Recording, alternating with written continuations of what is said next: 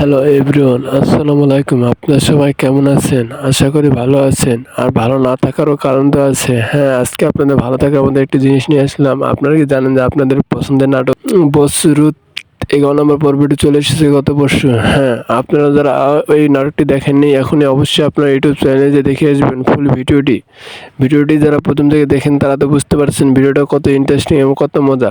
আপনারা বুঝবেন যে এই ভিডিওটার মধ্যে এমন কিছু বিষয় আছে যে এখান থেকে এই নিশ্চয় শিক্ষাজনক কিছু বিষয় আছে। বাস্তব জীবনের এসব ঘটনা ঘটে বলে এই অভিনয় করে নাটকগুলো বানানো হয়। বসরত আপন ভাই গত পর্বে দেখেছেন যে আপন ভাই কিভাবে তার সঙ্গে দুর্নীতি করে এবং টাকা পয়সার জন্য তার সৎ মা এবং ছোট বোন কিভাবে তার সঙ্গে বিশ্বাসঘাতকতা এবং কিভাবে তার সঙ্গে বেইমানি করে চলে। আর গত পর্বে আপনারা তো জানেনই, যারা দেখেছেন যে বসরতের ছোট ভাই 2 নাম্বারই করে বসরতের কাছে অনেক টাকা পয়সা আবদার করে। এই পর্বে আপনারা জানতে পারবেন যে বসরত আসলে কি টাকা পয়সা দিয়েছে এবং কি দিবে এবং বসরত তার ছোট ভাইয়ের সঙ্গে কি আচার ব্যবহার করতে গেছে। আপনারা এই ফুল ভিডিওটা স্কিপ না করে দেখবেন, আপনারা তাহলে বুঝতে পারবেন এই বিষয়।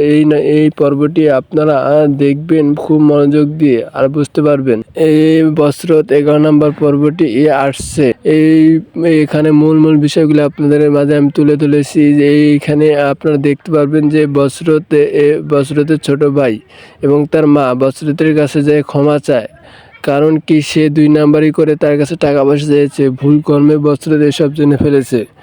আর আগামী পর্বে আপনারা জানতে পারবেন যে আসলে কি সে ধোঁকাবাজি দিয়েছে বসরতকে জানতে পারছে। আপনারা অবশ্যই এই ফুল ভিডিওটি ইউটিউব চ্যানেলে যে দেখে আসবেন। আপনারা দেখলে বুঝতে পারবেন যে নাটকটি কত ইন্টারেস্টিং এবং কত মজাদার।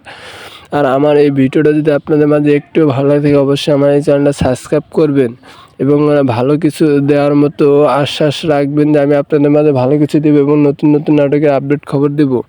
আর এই 12 নম্বর পর্বটি ইতিমধ্যে চলে আসবে। যখন আসবে ইতিসকরা আপনাদের মাঝে আমি জানিয়ে দেবো। আর জানার জন্য কী করতে হবে আপনারা তো অবশ্যই জানেন, চ্যানেলটা সাবস্ক্রাইব করে দিবেন এবং পাশে থেকে বেল আইকনটা বাজিয়ে দেবেন। আর আমি যেন আপনাদের মাঝে ভালো কিছু দিতে পারি এর প্রতি আগ্রহ করে দেবেন। আর এতক্ষণ আপনারা আগামী পর্ব আসা পর্যন্ত ভালো থাকবে ইনশাল্লাহ।